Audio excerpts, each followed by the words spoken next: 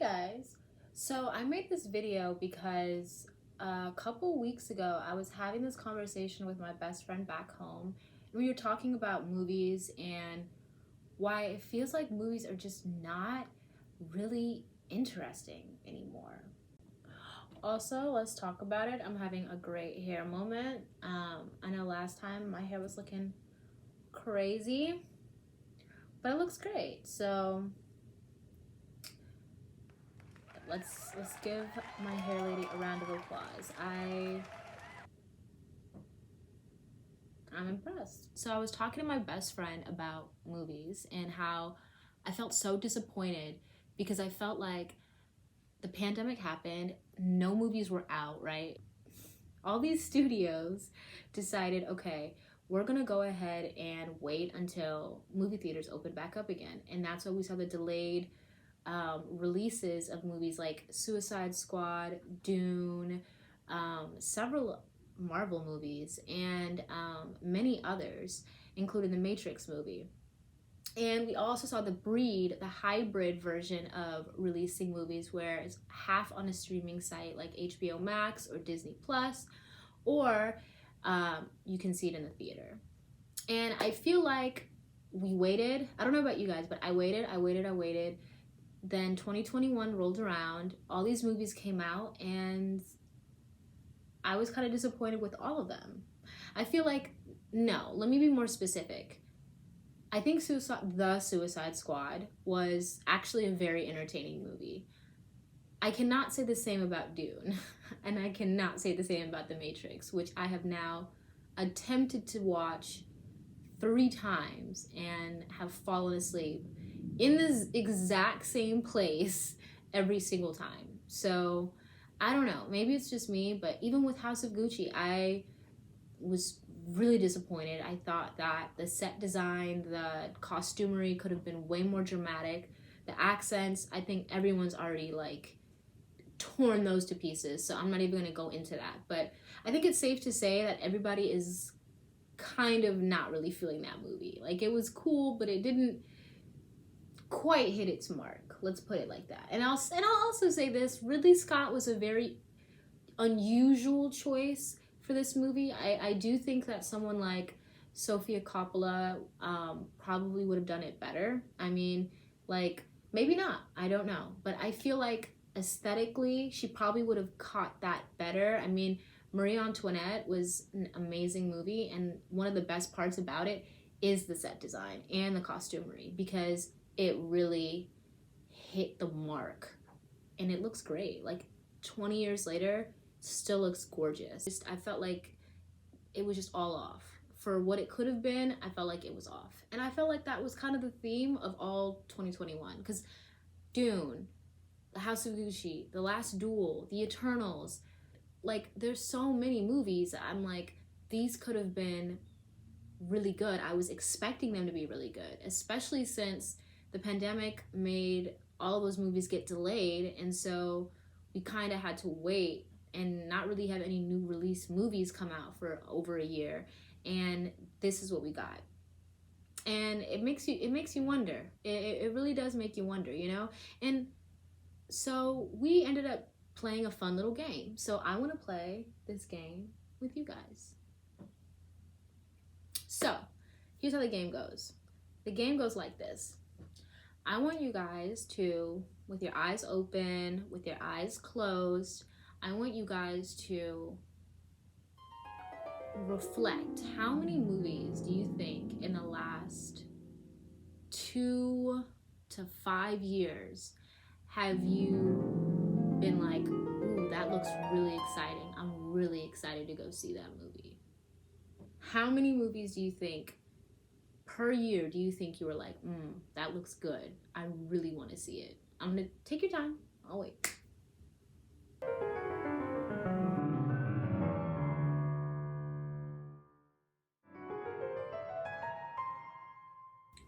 Yeah. So I actually did the math for the last 5 years, and the number was very low. The number was about 38 in the last 5 years. And of those movies, most of those movies were franchise movies. In the years between 2021 and 2015, there were only 38 movies I was excited to see. And of that 38, 17 were not good and 21 were good, which is like almost 50-50, which is insane. Fathom the idea that we've entered an era where it's like a 50-50 chance that whatever you're going to see is going to be good. And in contrast to that, I did the years between 2005 and 2009, which is 4 years. There were 94 movies that I enjoyed. And I think that's very telling. And that is what I want to talk about. What do I mean by modern movies? Let's specify that. By modern movies, I mean anything that has come out from the last 10 or so years, give or take. I feel like when I go through on Amazon Prime or HBO or like any streaming site, and I'm like going through and seeing like movies that came out in the early 2000s or older, there were a lot of movies that were like objectively very, very bad. Like you obviously know this is not a good movie, but we're still very entertaining. And I feel like a lot of modern movies now are either entertaining and they're very commercial movies, like a franchise movie, or they're an indie movie and they're very entertaining and they're also very good, or they're bad and they suck. There's no plot that makes any sense. There's nothing about the characters that make you feel like they're not just stereotypes that don't really connect with you. There's nothing about the stylization of the cinematography or the outfits or anything to make you go, oh, this is actually interesting. I want to keep watching this. And I feel like that's kind of sad, you know? Like when I think about like movies that I know from the early 2000s are technically and objectively not very good movies, like Dude, Where's My Car, or I don't know, like 13 Going on 30. Like, yes, it's a very cheesy and corny, you know, romantic comedy filled with all kinds of like obvious tropes and plot lines. But like the outfits were giving, the story was cute, you can relate to the main characters, and I don't see that happening anymore. I just feel like movies back in the day used to not take themselves so seriously. Like there was actually a room and a space for good movies that were actually like, you know, by like really good directors, commercial movies that were franchise movies, and then like movies that were just like B-rated movies that they threw together but still were entertaining. And I feel like that's kind of gone. And I know it's really easy to say that this is franchise movies' fault, right? It's really easy to say it's their fault because they're the most successful movies. And, you know, now every studio wants to make everything a franchise because they're just more profitable. And while that is true, I don't think it's really franchise movies' faults. I just feel like movies back in the day didn't take themselves as seriously as they do now, where they feel like if it's not a franchise movie, if it's gonna be a B-rated movie, they just can't have fun with it. Like they can't, you know, have a good quirky time with it and make it more interesting. It really does feel like it's down to the numbers. Like, have you guys watched any of the they don't even make romantic comedy movies anymore. Like the days of the Jennifer Garners and the Katherine Heigls, like that's over, right? Like if you want to watch anything close to a romantic comedy, you're watching it on Netflix and it's probably trash. And Noah Centinew's in it for some bizarre reason. I just feel like the girls are not getting what we were getting. Like the movies back then were just way more entertaining. Like, have y'all ever seen John Tucker Must Die? That movie is objectively not a very good movie. Like, there's so many plot holes, but like, who cares? Ashanti's in it, she's giving. The other two girls, I can't remember their names, their outfits are giving. The whole movie is cute, like it's giving. And Jesse Metcalf, he's eating it down. Like, I feel like Noah, Centineo, any of the guys that they be putting these, they're not heartthrobs. Like the girls aren't getting heartthrobs anymore. Like the it girls aren't in these movies anymore. I don't know who these girls are. Who are they? And when it comes to franchise movies, I do think that yes, they play a big part in why things have changed, why modern movies look the way they do. But I think that there's a lot of other complexities that aren't really being discussed. So, what we did was we looked at the box office list of movies from 2004. And this is what it looks like. All right, let's go over the list of the top grossing movies of 2004 together. I'm going to be looking at it on my phone, so pardon me while I look down.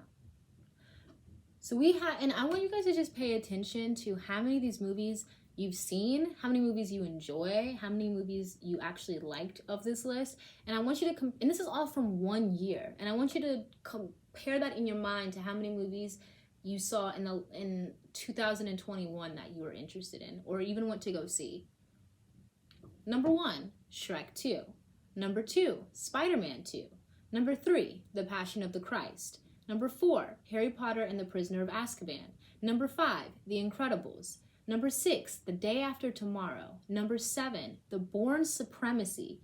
Shark Tales, The Polar Express, National Treasure, I, Robot, Troy, Meet the Fockers, Lord of the Rings, Return of the King, 50 First Dates, Van Helsing, Fahrenheit 9/11, Dodgeball, The Village, The Grudge, Collateral, Ocean's 12, The Princess Diaries 2, The Royal Engagement, Starsky and Hutch, Along Came Polly, Mean Girls, Anchorman, A Series of Unfortunate Events, Scooby-Doo 2, Monsters Unleashed, Cheaper by the Dozen, The SpongeBob SquarePants Movie, The Notebook, Alien vs. Predator, Man on Fire, The Terminal, Garfield, Ladder 49, Christmas with the Cranks, Ray, White Chicks, Cold Mountain, Hildigo, The Forgotten, Kill Bill Volume 2, The Manchurian Candidate, Barbershop 2, Miracle, Big Fish, Friday Night Lights, and Hellboy. And that's just the top 50. If I kept going, it would be insane. Stepford Wives, Dawn of the Dead, Without a Paddle, Butterfly Effect, 13 Going on 30, Shall We Dance, Saw, King Arthur, A Cinderella Story, Resident Evil. There's so many movies on this list that I've either already gone to see, love, or want to see. That's just 1 year. We don't even get 20 movies I want to see in 1 year in 2020 or in the last 10 years. Don't believe me?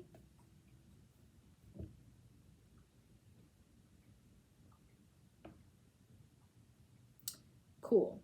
Let's look at the list of everything that came out in 2021. Spider-Man No Way Home, Shang-Chi and the Legend of the Ten Rings, Venom, Let There Be Carnage, Black Widow, F9, The Fast Saga, Eternals, No Time to Die, A Quiet Place, Ghostbusters Afterlife, Free Guy, Jungle Cruise, Godzilla vs. Kong, Dune, Halloween Kills, Encanto, Cruella, Sing 2, Space Jam 2, The Conjuring, Candyman, I can't even finish this list because it's just a bunch of either remakes, sequels, or just just some bullshit. I'm just calling it like I see it. It's bullshit. That's what I'm looking at. I'm looking at a bunch of BS. And of this list, most of these movies either did not perform well to audiences as far as how audiences perceived it, or didn't do well critically. I went and got a little champagne, you know what I'm saying? We broke all of our wine glasses, so let's look at a couple other years, right? Let's take a look at 2005. Right, so we have, once again, obviously, the franchise movies are going to be doing the best. We have Star Wars, Revenge of the Sith, Harry Potter and the Goblet of Fire. But then we also have some movies that aren't necessarily franchise movies. We have The Wedding Crashers, we have Charlie and the Chocolate Factory, which comes from a known IP, so I'll scratch that. Mr. and Mrs. Smith, Hitch, The Longest Yard, Meet the Fockers, a lot of comedies, actually. Seems like comedies are doing really well at this point. The 40-Year-Old Virgin, The Pacifier, Walk the Line, $1 Million Baby. So we have a good variety of stuff, right? Comedies that are standalone movies that might be a little weird, that might have a very weird concept, but are still good, that are making just as much as anything else. March of the Penguins. Do you remember that? Do you remember that weird penguin wave? And then we had Surf's Up, and then anyway. Okay, so we have Four Brothers, Sin City, Coach Carter, Sahara, Sky High, Jarhead, a lot of war movies. But once again, this is the early 2000s. This is during the like Iraqi war, 9/11 post era, so it makes sense. Kicking and Screaming, Hitchhiker's Guide. So like I said, a lot of comedies, right? A lot of, once again, we got some romantic comedies in here too. We have a lot of action movies. So like we still have a variety of stuff going on, but it's not so only focused on franchise and known IPs. And I think that's important. And I think that speaks to a certain death and change that happened in the genre, in the whole movie industry. So 2005, it's still the same. We're not starting to see the trends that we have in the 2010s where it's franchise movie, franchise movie, franchise movie, and really not much else. So let's go a little further. Let's see, 2007. Okay, so we have Spider-Man 3, Shrek the Third, Transformers, Pirates of the Caribbean, Harry Potter, The Bourne Ultimatum, 300, Ratatouille, I Am Legend, The Simpsons movie, Wild Hogs, Knocked Up, Rush Hour 3, Live Free or Die Hard, Night at the Museum, B Movie, Superbad, classic, I Now Pronounce You Chuck and Larry, Hairspray, Blades of Glory, Enchanted. Okay, yeah, so we still have franchises taking hold, but like we still have some movies in there that's not necessarily a franchise that are still doing very well. Just kind of proving the point. But I think that once again that speaks to a lot of the things and changes that were happening in Hollywood. I think one of the biggest things that changed was the writers' strike of 2007.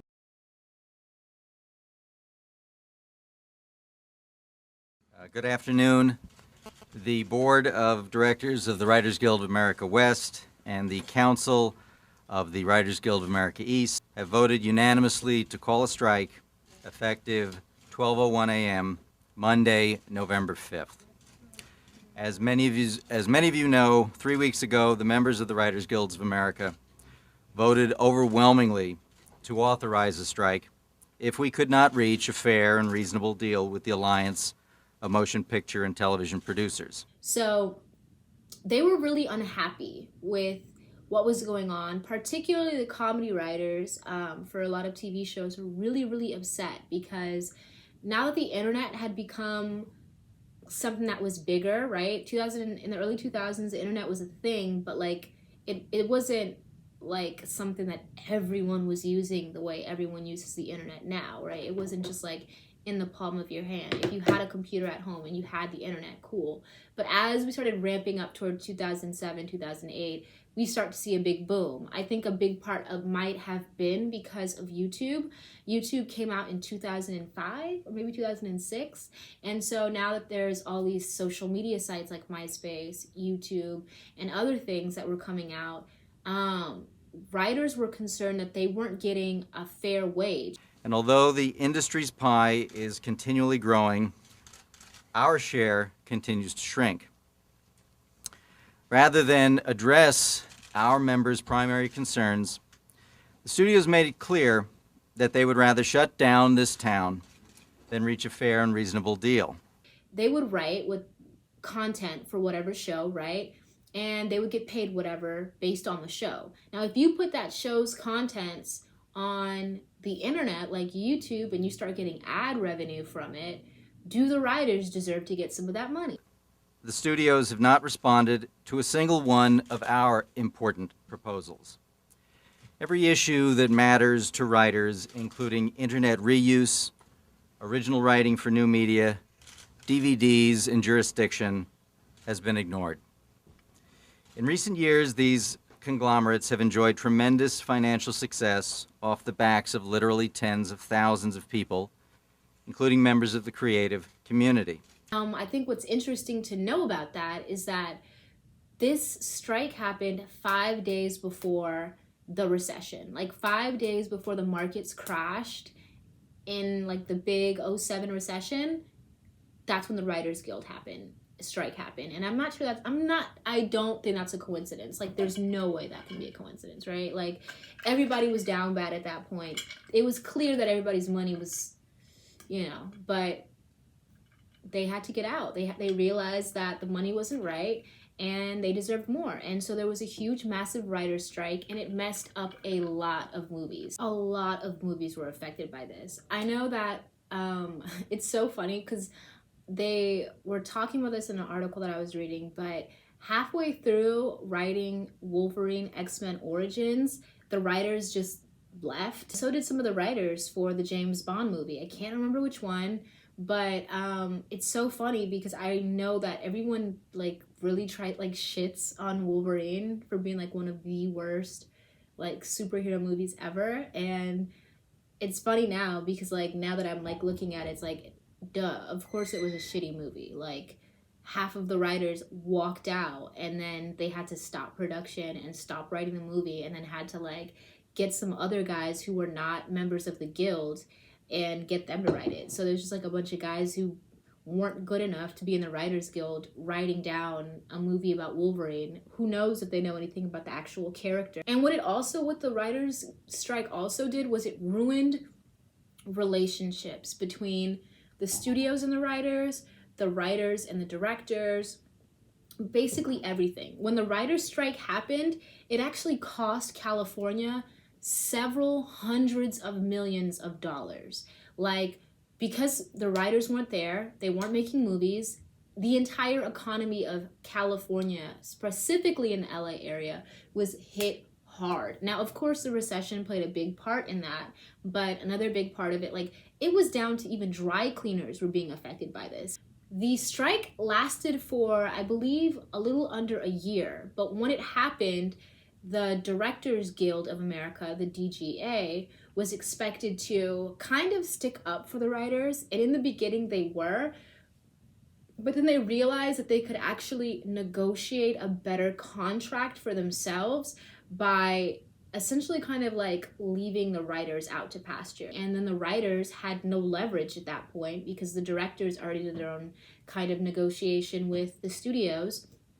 So a lot of those writers ended up just falling apart. The entire strike fell apart, and they ended up signing deals that were worse than the original intention was when they started the strike, which is really, really sad. And what it also did was it turned a lot of writers off to the idea of staying in the industry. Many writers ended up leaving the industry because they realized that things were never going to be the same anymore. That anyone takes lightly. But it slowly became apparent that the studios were not prepared to deal fairly with writers or the rest of the talent community. The companies have refused to agree that writers must receive fair compensation when their work is broadcast on the internet or downloaded on iPods or cell phones. The companies are seeking to take advantage of new technology to drastically reduce the residual income that sustains middle-class writers and keeps them in this business. And in fact, they weren't going to be the same anymore because a lot of the studios at that point had a totally different model of how they wanted to deal with writers. Back in the day, before the writers' strike and before the recession, it was not uncommon for a script to be shopped around. And what does that mean if you're not in the Hollywood lingo? A script being shopped around means that you write a script. You could be a screenwriter, you could just be some regular guy who had a good idea for a script. And you pitch it to a bunch of studios and producers. Hey, I have this script right here for this plot, and I think it'd be a great story, and I think it really goes in line with the kind of stuff that you guys make. If they like it, they'll pick it up.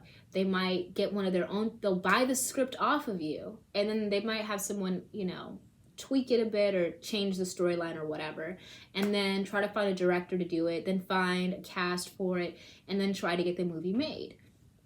This is how a lot of iconic movies have come out. The Matrix was a movie that was shopped around for years before it ever came out. So many movies were made that way. The Matrix, Eternal Sunshine of the Spotless Mind, and so many others were movies that were pitched around for years, maybe months, even days, and sold and then turned into a movie. But after the writer's strike, a lot of studios had lost so much money with the recession and the money that had been lost from the lost movies that didn't get put out when they were supposed to have gotten put out, that they decided, right, so we're only going to have in-staff writers. We hire our own writers to make these movies, and we are not working with anybody else outside of that. And I think that that really played a big part in why you don't see any of these cool yet kind of quirky movies being made, because the only movies that are being made are movies that have an already integrated fan base. Like, if there doesn't already have a fan base that's attached to it, most studios were not interested in developing them because there's no guarantee they're going to make their money off of it. And that brings me into the next point, the recession. You look at a lot of the trends in the movies that are the highest grossing between 2008 and on, and a lot of those movies tend to be franchise movies, and you start to see less and less comedy movies making it on the list, and less romantic comedy movies, and less indie movies, and more action movies that are either very generic. Also, you have to remember, it was the recession.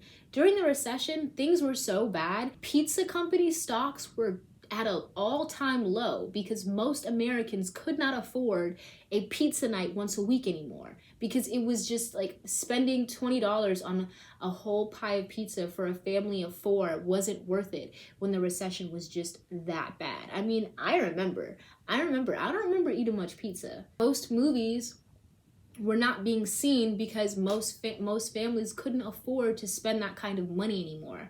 They didn't have extra income to just throw on things that were not absolutely necessary. So if people were going to go see a movie, they were going to go see maybe 1 or 2 movies a year as opposed to going to see multiple movies a year. And that in and of itself meant that, and this is just my assumption, I'm not sure if this is true, but if there's less money in most Americans' pockets to go spend on, anything really, to spend on clothes or any extra income to spend on any entertainment, you can assume that most of them are not going to go see the weird indie movies or the movies that have a weird premise. You're going to go see movies that you know what are you going to get when you go to see it, because you're going to get your money's worth. You know that if you're going to go see a franchise movie, it's going to have a plot line that's not confusing. You're going to be entertained. You're going to be in for 2 hours of some kind of action adventure with a little toss-up of comedy in there, and you don't have to worry too much about whether or not this is a waste of your money. So I understand why that is. And I also would have to assume that another reason why those movies started to do less and less well is because a lot of those movies are not as PG, which means that you're not going to get as many people to be able to go see it by default. As a result, these studios took a look at which genres are performing the best, which genres are performing the least, and we see things like comedies, romantic comedies, indie movies, and action movies that aren't based on well-known IPs showing up less and less and less in the box office grossing list. And we start seeing less and less of the studios making these movies. I suspect that these genres were making steady sales, but they weren't huge box office sellers, and they suffered. So studios began cutting down on the lesser performing movie genres and cutting those writers from that genre out. Remember how I said that studios keep writers in their studio? Well, if you have the movies that are made that are supposed to be for comedies not performing as well as the franchise movies, then you can fire some of those comedy writers because you're going to make less of those movies next year. You save less money on that end, and then you make more of the franchise movies and less of the comedy movies, and you're making more money on both sides. You get more money from the franchise movies, and you're wasting less money by paying less comedy writers and making less comedy movies since they don't perform as well anyway. And I suspect that a lot of the writers probably realize that it's harder to get certain genres of scripts greenlit, and they just stopped writing those scripts altogether and started writing scripts that they knew the studios would like. As a result, you start seeing a decline on these comedy and romantic comedy lists. If you do see them, they have a really well-known major actor like Will Ferrell or Jennifer Aniston to drive sales. If you look at the years between 2009 and 2014, and you start to see a dip below the 140 million mark with movies like Pineapple Express, Get Smart, Tropic Thunders, and Step Brothers, even though these are all great movies, honestly. And they have really big actors like Seth Rogen, Steve Carell, Jack Black, Robert Downey Jr., Ben Stiller, Will Ferrell. And as you can see, between 2009 and 2013, there are less comedies in the top 30. At first, it was averaging about 5 comedy movies per year in the top 30, with the majority of them making 140 million each time. But as you go on, over the years, you see less and less comedy movies listed in lower box office sales. You also begin to see more and more franchise movies, more superhero movies, more movies adapted from books, sequels, and remakes of older movies, all replacing spots where comedies, romantic comedies, indies, and other genres would have been. So we're seeing less and less movies from these genres, especially comedies, and then unexpectedly a movie that nobody thought was going to do well. A movie with a cast of nobodies came out and became a smash hit. Nobody expected, not even the studios expected a comedy movie at that, to do so well when the genre itself was dying and believed to not be as valuable or profitable as it once was. Studios thought that comedies was a slowly irrelevant market, and they were prepared to phase it out like many genres have faded in the past. But it succeeded, and this comedy movie ended up becoming the highest grossing comedy movie ever. This movie was The Hangover. So The Hangover became one of the most wildly successful movies of 2009. It was the highest grossing movie, well, one of the highest grossing movies of 2009. And it was everywhere. It was memed, it was parodied. I felt like every single guy group was dressed as The Hangover for Halloween. It was so annoying. And it became a huge worldwide phenomenon.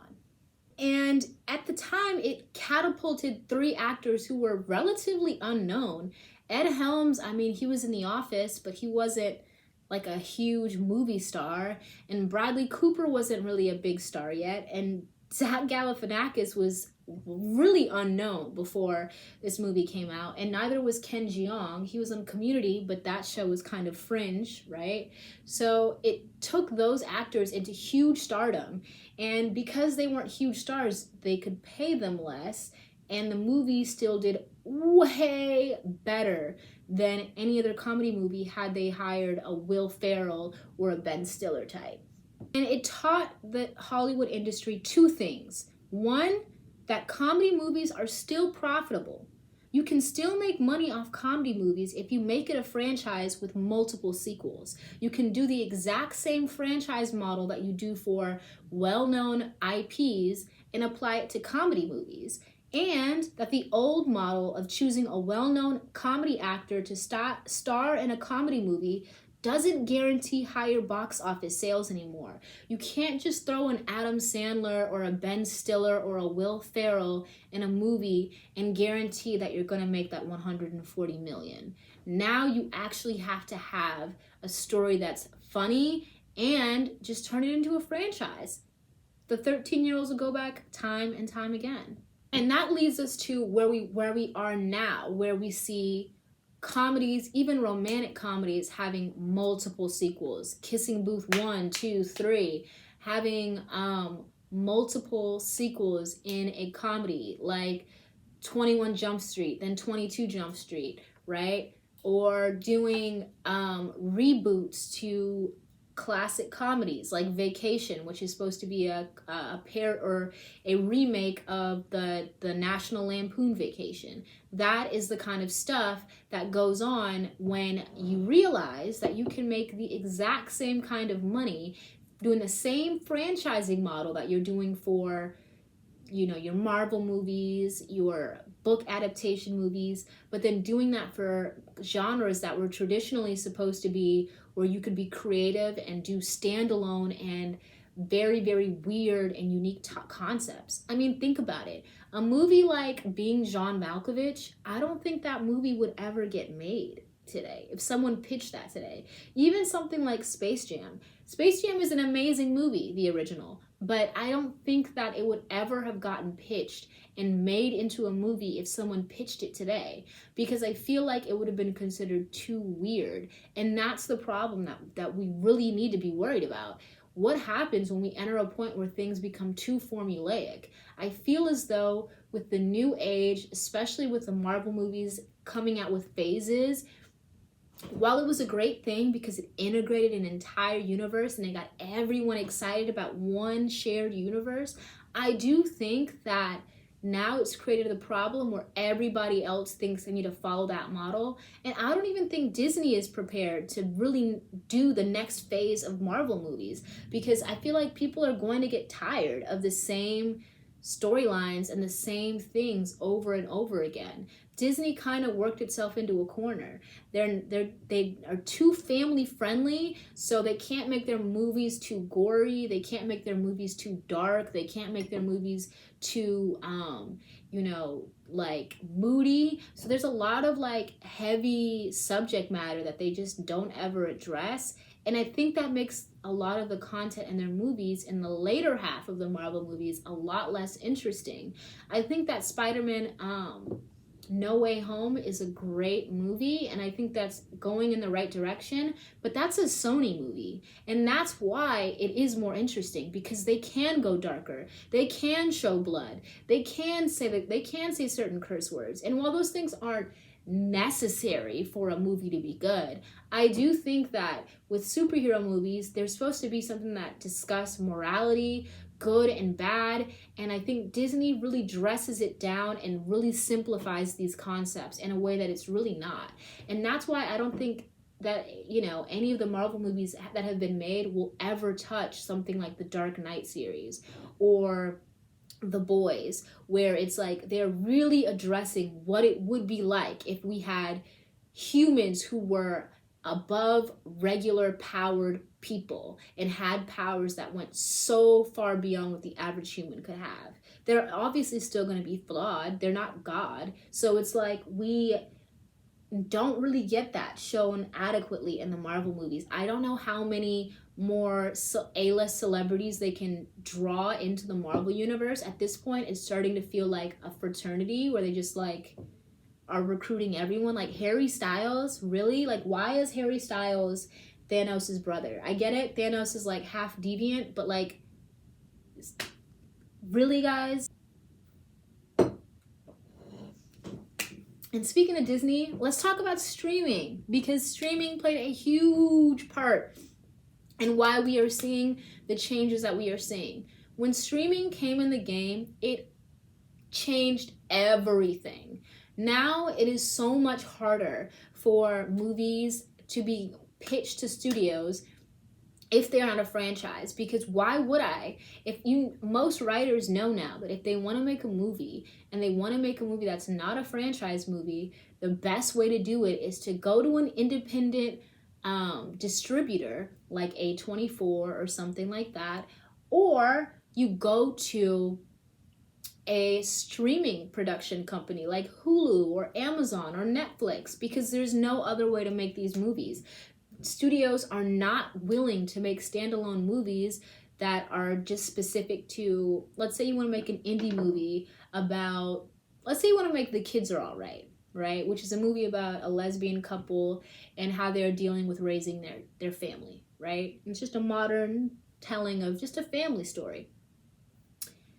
That would be so much harder to pitch now to a studio unless it was going to an indie studio. Studios want movies that can be pitched globally, all over the world. Meaning, if this, specifically China takes up a huge bulk of a lot of the money that is made in movie theaters now, because superhero movies are just a person in a place fighting another person in a place. So there's not really a language or cultural barrier that you need to be mindful of when you make these movies. Any story that's specific to a specific minority or a specific perspective that might not be able to be applicable globally, especially in countries where other cultural taboos might be present in that movie, yeah, it's going to be a lot harder for you to pitch it to a studio, because why should you? You can just pitch it to a streaming site and you can only show it to an American audience and it'll go straight to the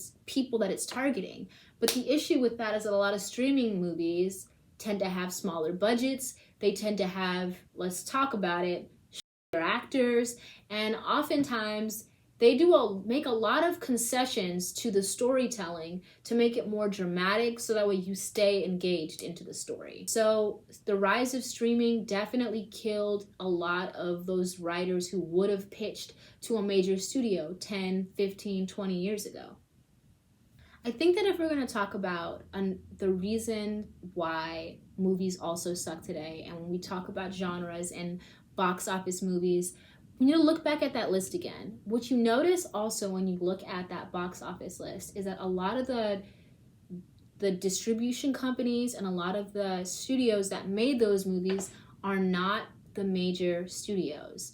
Miramax, Focus Features, Revolution Studios, New Line, Alcon Entertainment. These were all great studios that had specific genres that they were catered to, that either went bankrupt in the early 2000s or got absorbed by another major studio during the recession. And that is a big reason why we see the movies that we see being made. Yeah, I feel like that is why movies today suck. I'm definitely going to do a part 2 on some of my favorite really random and specific genres that I miss. So keep an eye out for that. And I want to hear you guys' comments. Seriously, I want to know what you guys think. And bon appetit.